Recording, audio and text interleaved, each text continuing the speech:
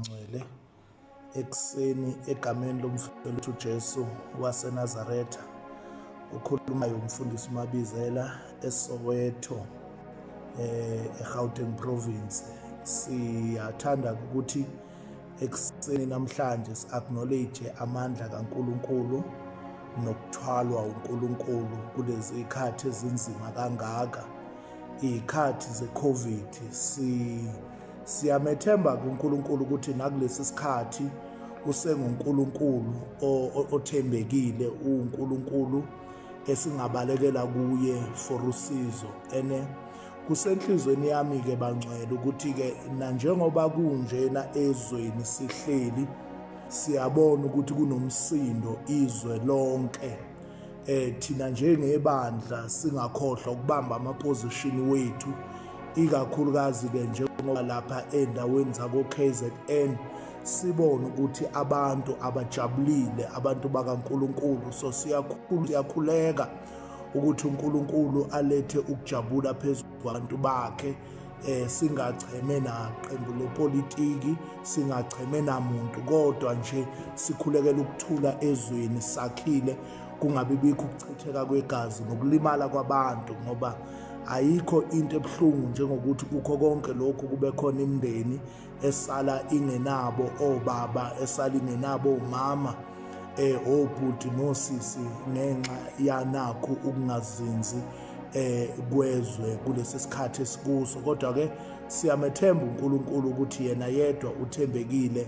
Baba uMpongose, ngibingelele kubo bonke abazalwane, izikhonzi zikaNkulunkulu, ngibingelele kuzo zonke izihlalo zendlu yokumkhonza uNkulunkulu.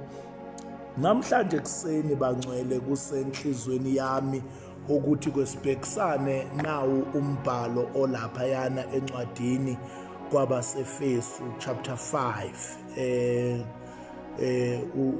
kwabaseFesu chapter 5. Sizofunda nje, ngiyacela siqale lapha kuverse number 6, ngoba siyabona laphayana kuverse number 1 ukuthi uPawulu uxwayisa abantu ngemsebenzi yobumnyama. Now ngifuna sibe nayo lento ethi ukuhamba ekukhanyeni njengomntana kaNkulunkulu. Lifundeka kanjena-ke Ephesians chapter 5 uverse number 6 lithi-ke, maningakhohliswa muntu ngamazwi ayize, ngokuba ngenxa yalezi zonto uNkulunkulu, ulaka lukaNkulunkulu lwehlela phezu kwabantwana bokungalaleli. Angiphinde, maningakhohliswa muntu ngamazwi ayize, ngokuba ngenxa yalezo zinto ulaka lukaNkulunkulu lwehlela kubantwana bokungalaleli. Kusentweni yami-ke namhlanje kuseni ukuthi siyibandla likaNkulunkulu, one, we need to understand isikhathi esikuso right now. We need to understand the season esihamba kuyo njengabantwana bakaNkulunkulu. It is the time whereby as a church and as a children of God, we need to be the hope to the hopeless.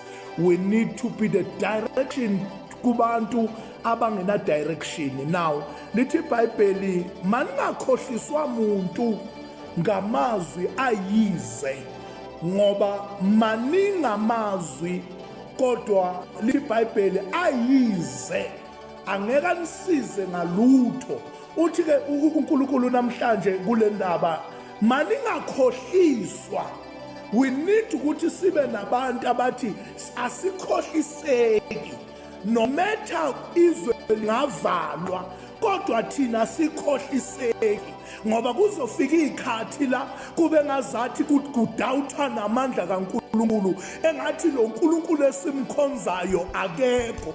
Bangcwele ngizothi mina uNkulunkulu esimkhonzayo ukhona. Masingakhohliseki ngenxa yezinto ezenzakalayo, masingakhohliseki ngenxa yabantu asebelahla ithemba, masingakhohliseki njengebandla likaNkulunkulu ngenxa yabantu abathi bona bazi kangcono sebekhanyiseleke kangcono. Izwi likaNkulunkulu alishintshi, liyilo izolo, liyilo namhlanje, liyilo nangomso, regardless ukuthi who is preaching it. Lona lishintshi nawu lithi iBhayibheli namhlanje, maningakhohliseki. Engazathi bengingaba nayo lento ebandleni kaNkulunkulu kugcwele ukudideka okungaka ukuthi bangcwele masingadideki, sididwa isimo ngoba right now abaningi bethu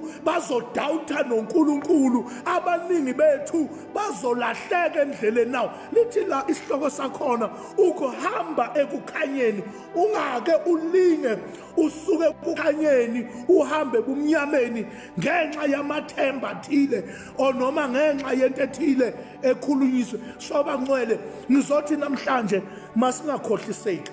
Ziningi izinto ezenzakalayo, ezinye sometimes athi la madoda uma kufika isimo sokuthi angene esithandweni somlilo, athi we know ukuthi uNkulunkulu wethu unamandla okusikhulula noma umlilo siwubona ubasiwe, kodwa siyala ukukhohliseka, siyala sithi namhlanje kuseni I need people abazothi mfundisi mina noma ngabe kwenzakalani, kodwa ngiyala ukukhohliseka, ngikhohliswe isizini. Ngoba abanye abantu bakhohliswa isizini, kanti nale sizini iyaphela. Kudingeka abantu manje izulu elizobathemba ukuthi kwathi kunzima, kwathi icorona ifikile, bamethemba uNkulunkulu, bamthandaza uNkulunkulu, lavalwa ibandla. Ngoba njengoba kuzovalwa istructure zamabandla, kuzokhohliswa abantu, kube ngazathi uNkulunkulu usema structure amabandla, kanti uNkulunkulu phila kumuntu, uNkulunkulu lapha emntwini. So thina njengebandla likaNkulunkulu, let us asingakhohliseki, kube ngazathi uNkulunkulu wethu akekho. Sikhonza uNkulunkulu okhona ey'ndaweni zonke, uNkulunkulu okhona zikhathi zonke. Akhona amazwi ayize, kodwa lithi iBhayibheli masingakhohliseki amazwi ayize, ngokuba ngenxa yalezi zinto ulaka lukaNkulunkulu lwehlela phezu kwabantwana bokungalaleli. Khona abantu ongaze ucabanga ukuthi bathakathiwe kanti abalalelanga uNkulunkulu. Yabona manje kudingeka iy'ndlebe zikamoya, abantu abazolalela uNkulunkulu, abantu abazohlala bahlale in the presence of the Lord. But weNkulunkulu uthini wena baba, uthini? Abantu abazomlalela uNkulunkulu besebenza njengoba eshilo, ngoba kukhona ukumlalela bese kumlaleleni bese kuya ngokuthi wena after umlalelile wenza njengoba eshilo na. My God and my Father. Now kudingeka ukuthi senze njengoba eshilo, ngoba uma singenzi njengoba eshilo, lithi iBhayibheli ulaka lwakhe liyokwehlela phezu kwethu. Abanye uyocabanga ukuthi wena bayakholwa, ubabona beshumayela, kanti sebeshumayela into zabo, abashumayela kushilo. Wakukhona kushilo bese kubakhona okushiwo umuntu. Sikugweme ukuthi sishumayele izinto thina, sishumayele imizwa yethu, kodwa sikhuluma into ayishilo. Liyadingeka ibandla elizosho into ayishilo uNkulunkulu, into ayishilo uNkulunkulu injengoba injalo, regardless ukuthi uyisho kobani, kodwa mayishiwo uNkulunkulu ayijiki. Uthi uNkulunkulu ngelinye ilanga ekhuluma nenceku yakhe uHezekiyeli, uthi weHezekiyeli hamba uyoshumayela kulaba bantu. Niyazi ngeke bakulalele ngoba bangabantwana bokungalaleli, kodwa ngenzela into eyodwa, ungayishintshi into engiyishilo, ngoba into engiyishilo izobasindisa. Njengoba siphila kulezi izikhathi siphiliswa into ayishilo, ithi na lento ayishilo ithi niyokudla izinto ezinophoyizini kodwa nina ngeke nife. uMark 16 verse number 18, kuyoba khona izifo ezibulalayo kodwa nina angeke nife. Sihamba ngento ayishilo. Don't be deceived. Ungashintshi ngenxa yezinto ezishiwa abantu. Hamba ngento ayishilo. uNkulunkulu into ayishilo akayishintshi noma wena ungaba ne-education engakanani. Into eshiwo uNkulunkulu ayishintshi kwesinye isikhathi ibiza ukuthi kufa intando yakho bese kubusa intando yakhe. Abangcwele namhlanje ekuseni ngizothi masingakhohliseki, niyazi kulesi sikhathi kukhona izinto ezenzakalayo. Abanye bethu kushona nemndeni yethu, abanye bethu kushona nga-3 emndenini, kushona nga-5 emndenini. Kodwa izwi likaNkulunkulu bangcwela likashintshi ithi into yami, noma ngabe khona abantu esibaziyo bethathwe yicorona, lithi iBhayibheli malidilizwa leli dokodo, ukhona umzimba esibekelwe wona ongakhiwanga ngezandla zamuntu, kodwa lo mzimba ukuze singene kuwo kumele ukuthi njengoba sisaphila la emhlabeni singakhohliswa ngamazwi ayize, kodwa simethembe uNkulunkulu. Elithi iBhayibheli babusisiwe abamethembayo uNkulunkulu, bayafaniswa nentaba yaseSiyoni engenakuzanyazanyiswa. Bese lithi kanjalo njengoba izintaba zilihaqile iJerusalema, noNkulu kanjalo noNkulunkulu ubahaqile abakhe. Bangcwele ekuseni kuyavuka kimi ukuthi masingakhohliseki, masimlalela uNkulunkulu, masimuzwe uNkulunkulu. Kwesinye isikhathi athi ohlabelelayo ukulalela, kwesinye isikhathi kubiza ukuphila kwethu, ngoba mawusumlalele kahle uNkulunkulu kwesinye isikhathi wena olalela uNkulunkulu ninokungavumelani, ngoba intando yakho ithi, intando kaNkulunkulu ithi, bese kubiza ukuthi wena eyakhe intando iguqele kaNkulunkulu. Yingakho namhlanje ngithi maningi amazwi ayize. Namanje kuyashiwo kuthiwa ngo-October sizobe siku-wave or whatever leyo wave ezobe ikhona ngo-October. Kodwa mina ngithi bangcwele, masingakhohliswa, masingalilahli ithemba. Njengabantwana bakaNkulunkulu asihlaleni zethu kuNkulunkulu, simukhonze, umelwe ukuphakanyiswa yithi. Nakulesi sikhathi isimo sona asivumi, ngoba kwanathi thina esishumayelayo, kwanathi thina esithandazayo, ivaliwe indawo esihlangana kuyo sisonke bese siyathandaza. Kodwa kuvaliwe ukuthandaza, Nkosi yami, kodwa kuvaliwe ukuthandaza, kuvala ukuthi singayi endaweni la sithandaza khona sisonke. Sekubiza ukuthi-ke thina njengabantwana bakaNkulunkulu sibe nesikhathi sokuthandaza, sindawonye sikhonza uNkulunkulu, ngoba uNkulunkulu yena yedwa kumele simkhonze. Bacwele, uNkulunkulu simkhonza kukuhle, uNkulunkulu simkhonza kungahambi kahle. Kulezi insuku yila kumele kubonakale khona ukuthi yes, kuvaliwe endaweni zokuthandaza, kodwa ukuthandaza khona akuvaliwe, ukuthandazelana khona akuvaliwe. Kumele omunye athi ehlele eThekwini athandazele oseJohannesburg, athandazele ose-Cape Town, ngoba umthandazo awunamnqamulo, umthandazo awunama-boundaries. Umthandazo ungathandazela umuntu right now ohlala e-America, umthandazela aphile, ngoba umthandazo awunama-boundaries. Ithi into yami namhlanje, masingakhohliseki amazwi ayize. I-corona yebikhona, kodwa uNkulunkulu wethu wayekhona i-corona ingakabibikho. Ngeke silahle owayekhona ngenxa yento ekhona.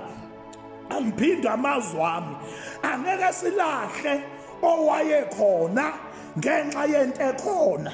Kumele into ekhona right now yazi ukuthi okhona owayekhona, omdala wezinsuku, ozwi lakhe linamandla, ozwi lakhe liyaphilisa, ozwi lakhe lingukuphila, ozwi lakhe liwuthando, ozwi lakhe lifana nomuthi ophilisayo.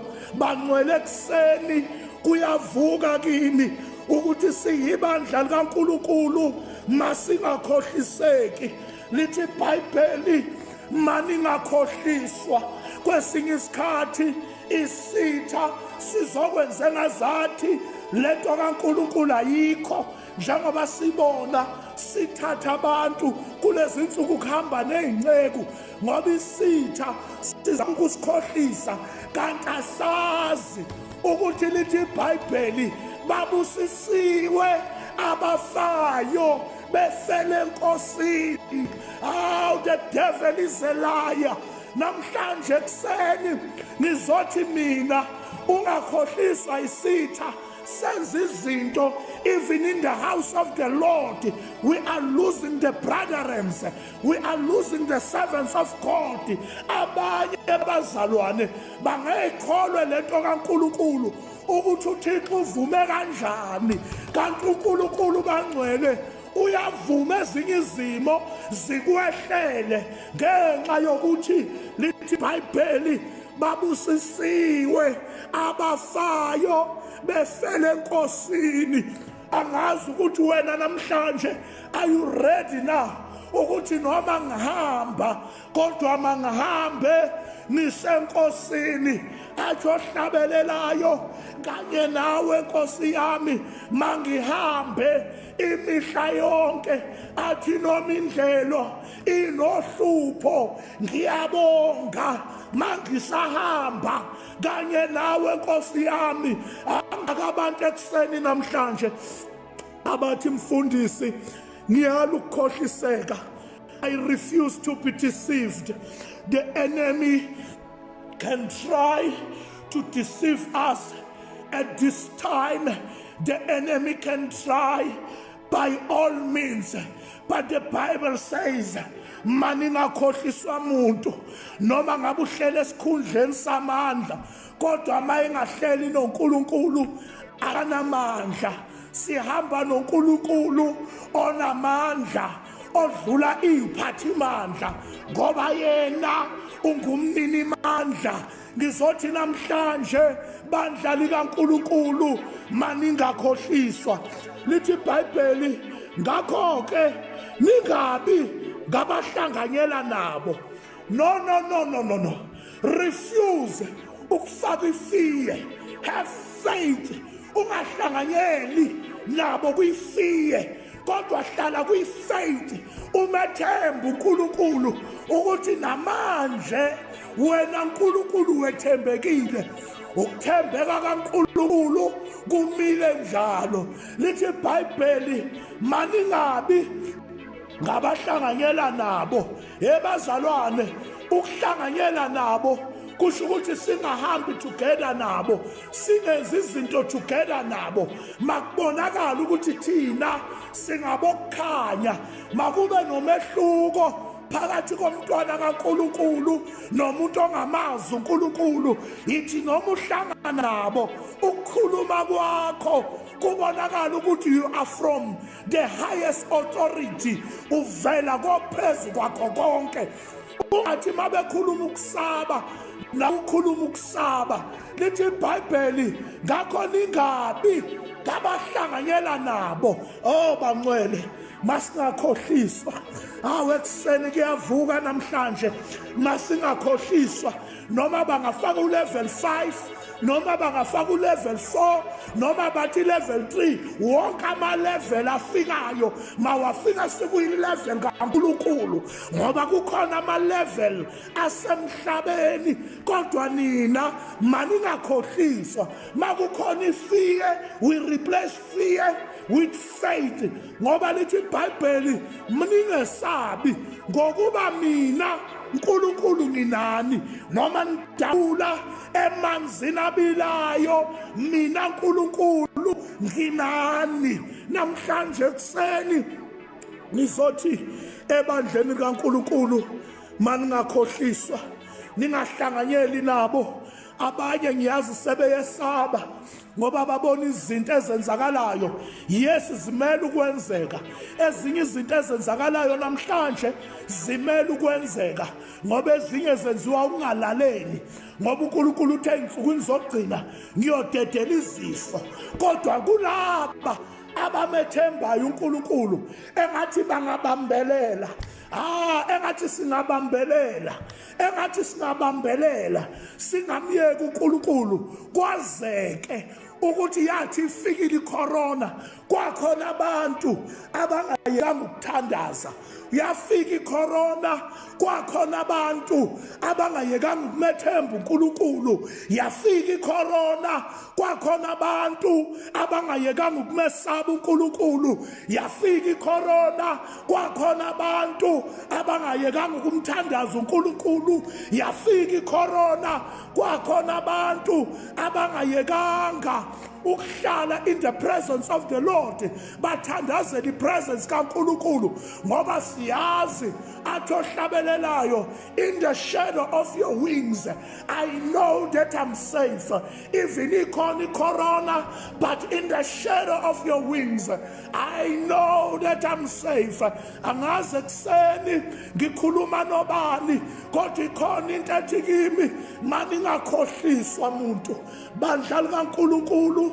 Mangabe bikho umuntu olikhohlisayo mangabe bikho umuntu oyisazi imithetho noma uchwepheshe weze science afika nikhohlise thina njengebandla likaNkulunkulu kunyanzelekile kuyadingeka ukuthi kubonakala uNkulunkulu wethu simveze uNkulunkulu ngengathi baba uMpongose ngesonto ngathi you are a brand. Ungakhohlwa nomethe ushayeke kangakanani kodwa you are a brand. Ungayeki ukuba ibrand kwakho ngenxa yesimo kuso. Ithi nguxoxela indaba noma impahla yakwaNike ingagqokwa umuntu ongasebenzi kodwa impahla yakwaNike ayilahli ibrand yakwaNike ngenxa yokuthi inxitshwa umuntu ongasebenzi. Yingakho nakulesi sikhathi thina abantwana bakaNkulunkulu masingakhohliseki ziyenzeka izinto ziyenzeka namhlanje nakulesi simo kuzobonakala abantu noma abantwana bakaNkulunkulu nabantu abathi bangabantwana bakaNkulunkulu ngoba kunomehluko phakathi komuntu ongumntwana kaNkulunkulu nomuntu othi ungumntwana kaNkulunkulu. Umuntu ongumntwana kaNkulunkulu wenza intando kaNkulunkulu, wenza intando yalo athi ubaba wakhe. Kodwa lo othi umntwana kaNkulunkulu mase wenza ngesikhathi sakhe, wenza ngokwama-feelings wakhe, wenza ngokufisa kwakhe. Now lithi iBhayibheli ngakho-ke ningabi ngabahlanganyela nabo ngokuba kade naningubumnyama kepha manje ningukukhanya. Kuzofika abanye abantu bakutshele ukuthi wena phela bewunje, ungaphiki, vuma uthi that was me then but now. Lithi iBhayibheli umuntu ekuKristu uyisidalwa esisha. Ngihlale ngithi mina bafundisi bami, uma isitha sikubalela izolo lakho, ungaliphiki izolo lakho, livume izolo lakho. Bese naye uyamtshela uSathane uthi ngingcono mina ngisuka ezonweni ngiyezulwini, wena usuka ezulwini uyezonweni, usuka ezulwini uyesogweni. Wena ungcono, wena ungcono. Ngizothi mhlanje masingakhohliswa, remember we were once there. We were once there. Uthi Paul, we were once there. Angeke sikhohliswe. Ingakho uPaul ethi ngelinye ilanga mina ngangikozingela amakholwa, ngangiwafuna amakholwa left and right, kodwa namhlanje ngafumana umusa. Athi lo musa sewuzutholwe yini, athi ekugcineni kunabo bonke useze wabonwa nayimi. Wayekhuluma ngale ndaba ukuthi ngokuba kade nami ngubumnyama, kepha manje Nkosi yami, kepha manje, not tomorrow, kepha manje thina into yethi updated noNkulunkulu. Yes, we were there, but manje sekushintshile ngoba asisakhohliseki. Asabona laba bantu ababekhohliseka kalula.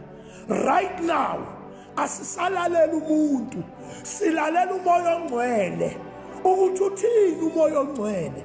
Sebekhulumile abantu, umoya ongcwele uthini. Engathi kwesinye isikhathi singake sibe nesikhathi sokuyobuza nje ukuthi wemoya kaNkulunkulu, njengoba kunje wena uthini sekukhulunyiwe. Ngoba kukhona into ekhulunywa abantu bese kubakhona into ekhulunywa umoya ongcwele. uJesu asishiya nawo ukuba lo moya ongcwele kube uwona osikhuzayo, kube uwona osiyalayo, kube uwona osibonisa indlela.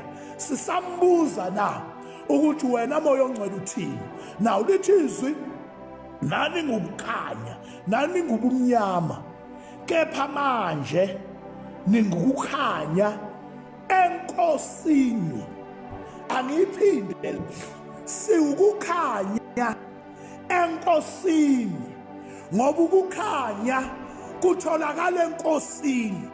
Namhlanje kuseni akwesihlale eNkosini, singasuke eNkosini kukho konke okwenzakalayo, singasuke eNkosini, ngoba eNkosini uma sihleli kuyo siwukukhanya. Elithi iBhayibheli, hambani njengabantwana bokukhanya, hambani njengabantwana bokukhanya. Abantu abafuna ukubona amandla kaNkulunkulu mabawabone ngawe. Wena veza amandla kaNkulunkulu nakulesi sikhathi, veza amandla kaNkulunkulu nakulesi sizini, veza ubukhulu bukaNkulunkulu. Webangcwele, kufika isikhathi la ibandla likaNkulunkulu okungamele lihambe ngokwemizwa yalo, kodwa lihanjiswe uNkulunkulu, lihambe likuNkulunkulu, lihambe livule indlebe zikamoya, lilalela uNkulunkulu ukuthi uNkulunkulu uthini. Ebangcwele, ayikho into ebusisikholwa neyenza ikholwa liphila isikhathi eside ngaphandle kokuthi lilalela uNkulunkulu. God is our commander. Even nakulesi sikhathi, God is our commander.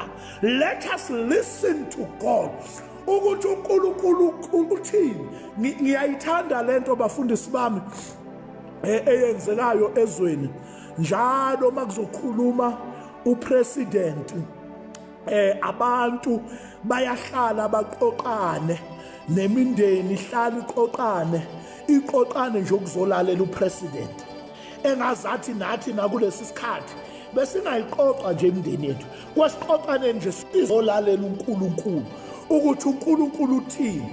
Njengoba sihlala siqoqana, yazi abantu kuthuleke endlini ukuthi cwaka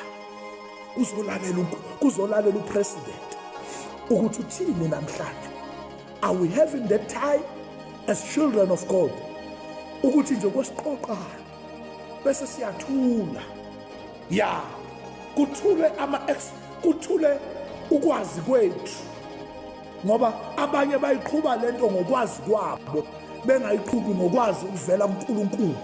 Kwehlaleni phansi sithi weNkulunkulu sizolalela wena. Nakulesi sikhathi ngiyabadinga abantu abathi wemfundisi Mabizela ufuna ukulalela uNkulunkulu thina.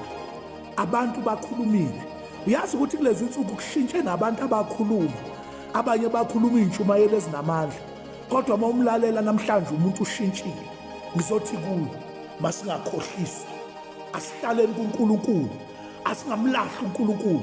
Isikhathi lesi sokuthi sisondele kakhulu kuNkulunkulu, isikhathi lesi sokumveza kakhulu, isikhathi lesi sokumthandaza ngamandla, isikhathi lesi sohlala okholweni. Ungahlali ekuthenini kuthiwani, hlala ekuthenini uthini yena. Uthi uMaria mayekhuluma nalezi ncebo, uthi konke akushoyo anokwenza. Akanankinga lo mama, uthi wayini lona liphelile.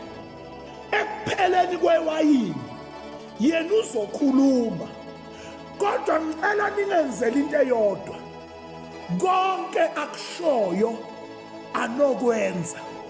Kwesinye isikhathi uNkulunkulu into ayishoyo it might not make sense kubanye abantu, but uNkulunkulu akushoyo alehli izwi lakhe lingezile ukuzokwenza umsebenzi, futhi alibuyele emuva lingawenzanga umsebenzi okumele liwenze. Bandla likaNkulunkulu, zithandwa zezulu, zihlobo zokumkhonza uThixo, asimlaleleni uNkulunkulu. uNkulunkulu uyalalelwa.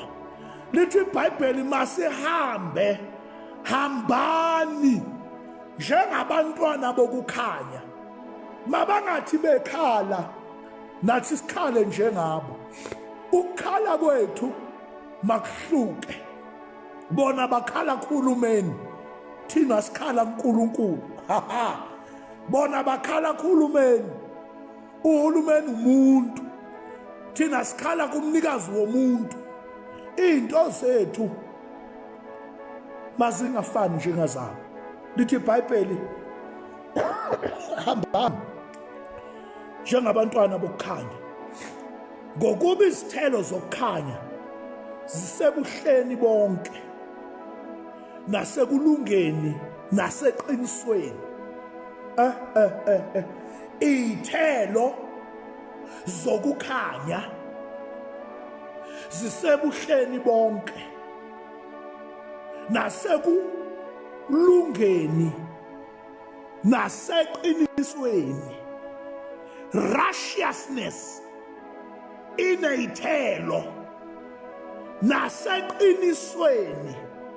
Bangcwele asihambeni eqinisweni, simukhonze ngeqiniso, sithandaze ngeqiniso, singamdawuthi uNkulunkulu. uNkulunkulu akafuna abantu abazomdawutha, kodwa ufuna abantu abazohamba kuye ngeqiniso, bengathembile ezinye izinto, bethembe yena yedwa. Bethi uNkulunkulu, you are the only option that I have. Angiphinde abantu abazothi uNkulunkulu, you are the only option that I have. You need to reach a stage whereby God is the only option that you have. Esephele wonke ama-option, uNkulunkulu abe the only option that I have. I don't know ukuthi ubani enkuluma naye, kodwa we need ukuthi siyilungise lento. uNkulunkulu akafuni into yakhe sishebe. uNkulunkulu akafuni sibe namanye amathemba. Ufuna yena ukuba yithemba lethu, yena yedwa sithembe yena. Athi omunye sithembele kuwe moya ongcwele. Khona la ababahlabelela eminye imhlabelelo uze ukuthi ivele ekujuleni, angazi ukuthi kwakwenze njani, kodwa khona wakwahlabelela athi sithembele kuwe moya oyingcwele. Kudingeka lelo bandla-ke manje elizothi noma lihlabelela kube ney'ngoma esithi masiyihlabelela sithi uNkulunkulu sithi wethembekile every day and every hour. Wena uNkulunkulu wethembekile amalanga namalanga, wena uNkulunkulu wethembekile. Bangcwele-ke lithi iBhayibheli ngokuba izithelo zokukhanya zisebuhleni bonke, zisebuhleni bonke nasekulungeni, kwi-righteous iy'thelo zokukhanya, naseqinisweni sithola iy'thelo zokukhanya. Asihambeni masingakhohliswa, we are the light, we are the light. Lithi iBhayibheli, you are the light of the world, we are the light. Ngiyawathanda amalayithi lawa asestradini abizwa ngokuthi o-Apollo noma ama-streetlight, angazi niwabiza ngani. La amalayithi ngiwathandela into eyodwa, uma kune-load shedding awasuki ama-street lights kwiposition yawo, ayama kwiposition yawo. Ugesi uzubuye bese wona makubuya ugesi enza umsebenzi wawo. Engathi nathi noma ethi isimo singathini singasuki kuma-position wethu, sifane nama-street lights angasuki kuma-position wawo. Noma abantu bangawavandalizer kodwa wasuki kuma-position wawo. Nathi noma abantu bengayicriticize lento yethu noNkulunkulu wethu, masingakhohliswa, masingasuki kwi-position uNkulunkulu asibeke kuyo. Kune-position abantu abakubeka kuyo, bese kuba ne-position uNkulunkulu akubeke kuyo. I-position abantu abakubeka kuyo, once ungabajabulisi bayakususa, kodwa uNkulunkulu i-position akubeka kuyo noma ungamjabulisi uyakunikeza ithuba lokuphenduka. Ngoba khona abanye ozuyibuza ukuthi ngoba ngiyabazela uNkulunkulu sababekeleni kuma-position, kanti lo nkulunkulu wethu akasheshi ukungala, uyakunikeza ithuba lokuphenduka. Abantu namhlanje bayakuphakamisa ngephutha elilodwa sebekhohliwe, kodwa uNkulunkulu lithi iBhayibheli ngesono esisodwa uyasuka ayofuna eyodwa elahlekile emadlelweni, elahlekile uyazulazula. uNkulunkulu ngesono nje sodwa, ngokona komuntu oyedwa uNkulunkulu uyakhathazeka. Abantu ngento nje yodwa yenzile bayasuka kuwe. Now lithi iBhayibheli nihlole ukuthi kuyini okuthandeka enkosini, nihlole ukuthi kuyini okuthandeka enkosini. Hayi ethandwa abantu, kodwa khona into ethandwa uNkulunkulu. Sometimes into ethandwa uNkulunkulu inokungathandwa nawuwe. uNkulunkulu uyathanda nje ukuzwa wena umdumisa, isikhathi siyiso noma kungeyiso. uNkulunkulu uyathanda ukuzwa iphimbo lakho. uNkulunkulu uyathanda ukuzwa umtshela ukuthi ubani esimene obhekene naso. uNkulunkulu uyathanda nje ukuthi akuzwe wena ukhuluma naye. livaliwe isonto, wena kodwa ukhulume naye. Sivaliwe istructure sesonto kuthiwa abantu bangeze sonto. uNkulunkulu lithi eBhayibheli nihlole ukuthi kuyini okuthandeka enkosini. Sometimes okuthandeka enkosini akuthandeki emndenini yethu, okuthandeka enkosini akuthandeka emphakathini wethu, ngoba sandelwa abantu abakhuluma ngoNkulunkulu bengekho kuNkulunkulu, abakhuluma abangcwele. Akube khona abantu abazohlola, bayihlole lento ukuthi iyathandeka yini enkosini.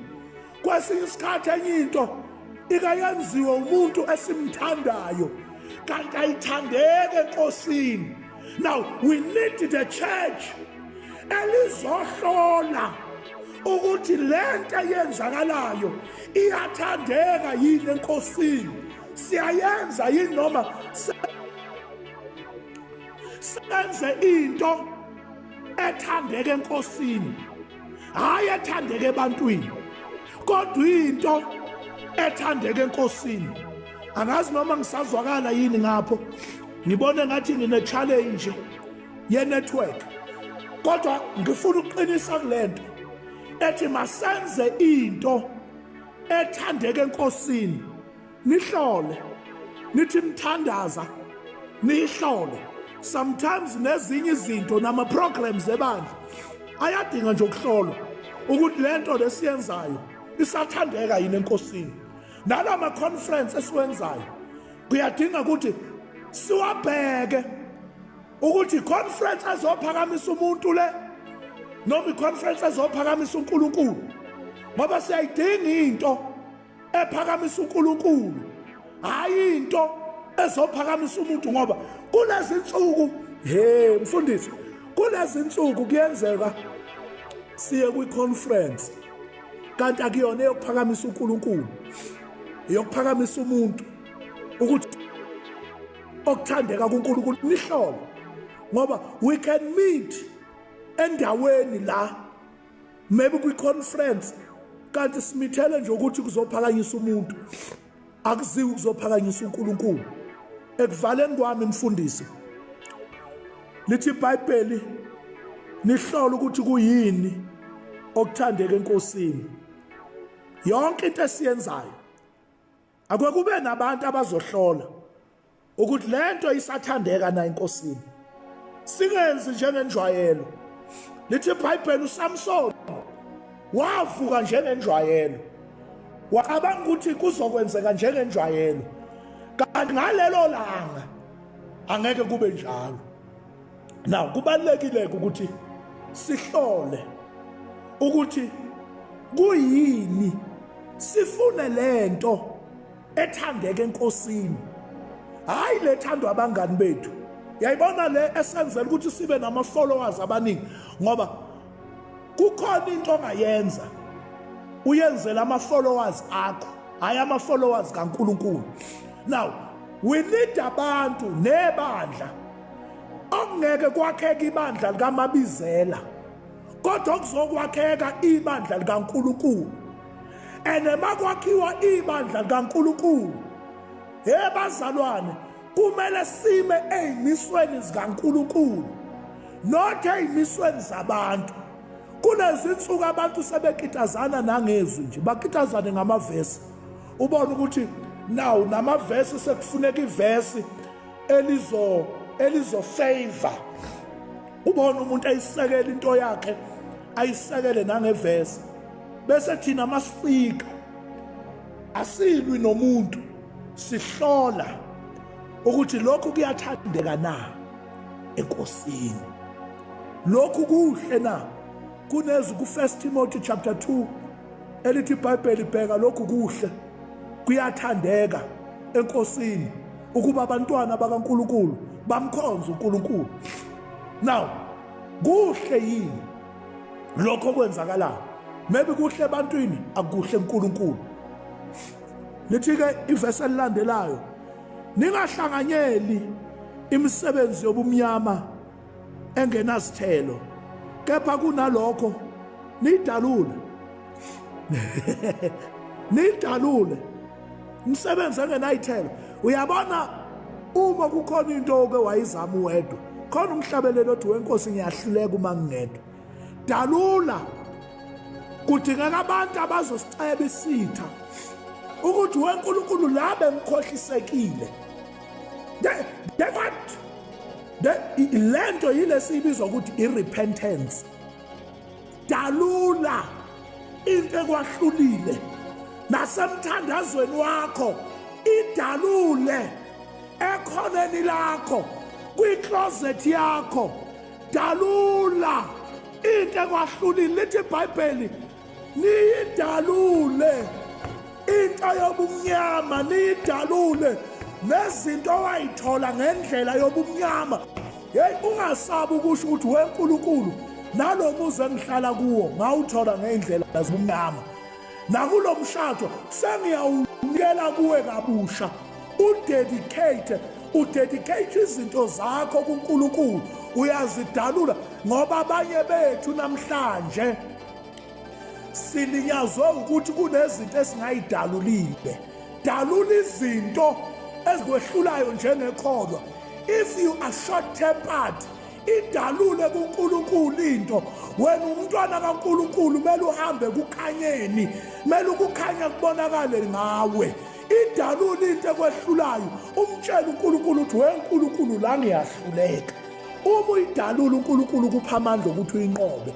Into ongayidalulanga izokunqoba, ngoba uNkulunkulu kuze lento ekuhlulayo uyinqobe noma uyihlule, kumele qala ukuhlula into ekwehlulayo ukuthi uyidalule konamandla, wena ungenamandla. Umtshela ukuthi uNkulunkulu ngizamile kodwa ngiyahluleka. Webangcwele masingakhohliswa.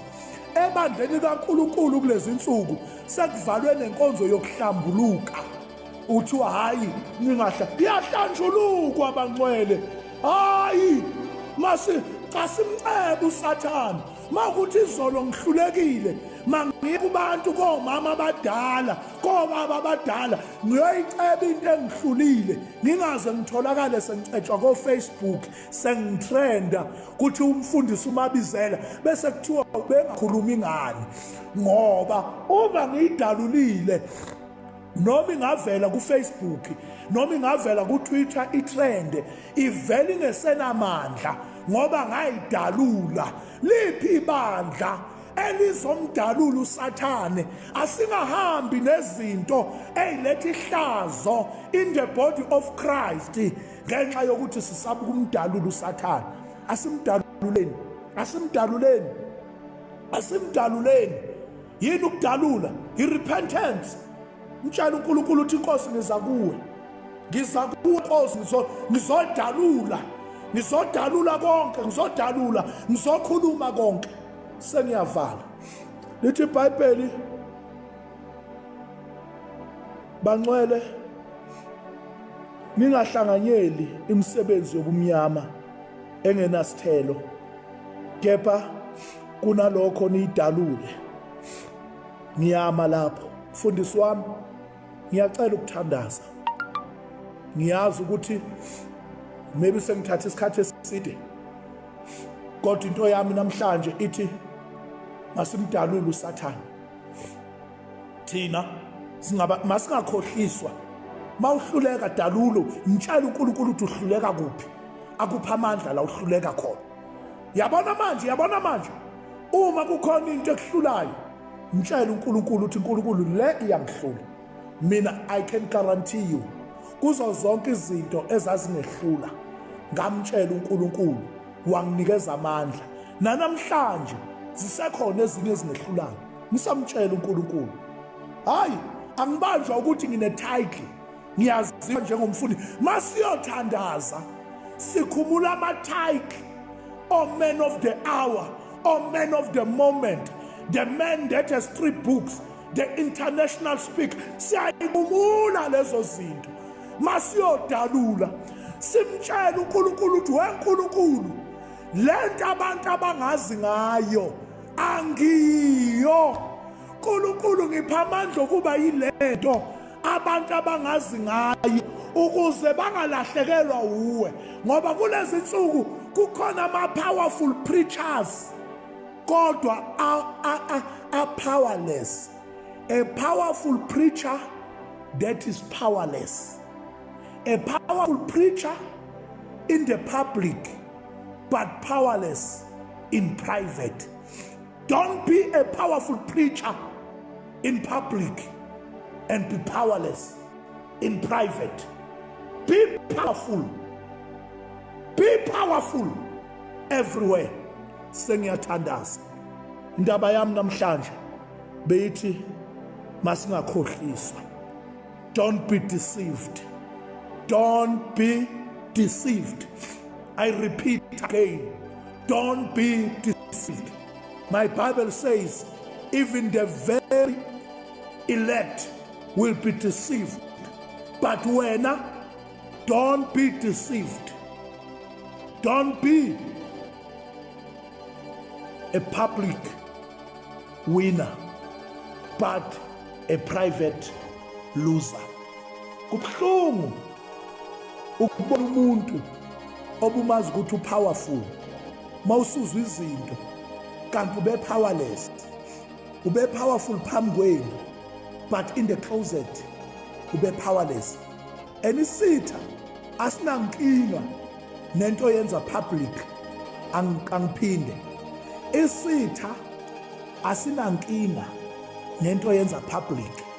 Yingakho isitha sizokusiza ukuthi wenze izinto ebumnyameni bese kukhanyeni lokuthi hayi, as long as umfundisi engangibonanga, as long as abazalwane usathana uzokuvikela lapho. Sometimes khona abanye namhlanje abakabona bavikelekile, kodwa loyo muntu mayefika phambi kwabantu ushumayela into enamandla, uthandaza into enamandla, mayehlabelela sonke sima ngeenyawo sikhale. Yes, he is the public winner but a private failure. Don't be a public winner but you remain the private failure. Let me pray. Baba, egameni kaJesu waseNazaretha oyinkosi ophilayo, ngiyakhuleka ekuseni, ngikhulekela ibandla lakho nkulunkulu, ngikhulekela abantwana bakho lapho bekhona, baqinise babo ingcwele yiba nabo. Ngiyakhuleka nakulesi sikhathi, ngikhulekela ukuzinza endaweni yase KZN, kuwo wonke ama-province right now kukhona ukunyakaza, eSouth Africa yonke kukhona ukunyakaza. Ngiyakhuleka nkulunkulu ukuthi wena ungenelele ekuseni namhlanje. Nkulunkulu wethembekile ekuseni namhlanje, wena nkulunkulu namandla, akekho njengawe, akekho fana nawe. Wena wethembekile, uthembeka izolo namhlanje usathembekile.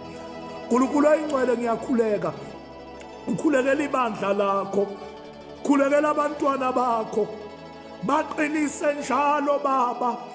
Abanye bahlele ezindlini, ngiyakhuleka wena nkulunkulu kuba baqinise, ubapha amandla okunqoba endleleni yonke, ubapha amandla okunqoba ezintweni zonke. Ngiyakhuleka wena nkulunkulu ukuthi ube nabo ngegama likaJesu waseNazaretha. Bonakala kubo nkulunkulu, ziveze kubantwana bakho ukuba wena uThixo ongahluleki. Ngiyacela namhlanje, mangabe bikhona yedwa okhohlisekayo, mangabe bikhona yedwa oshaywa yilesi simo, ngegama likaJesu waseNazaretha. Father, I thank you in Jesus' mighty name.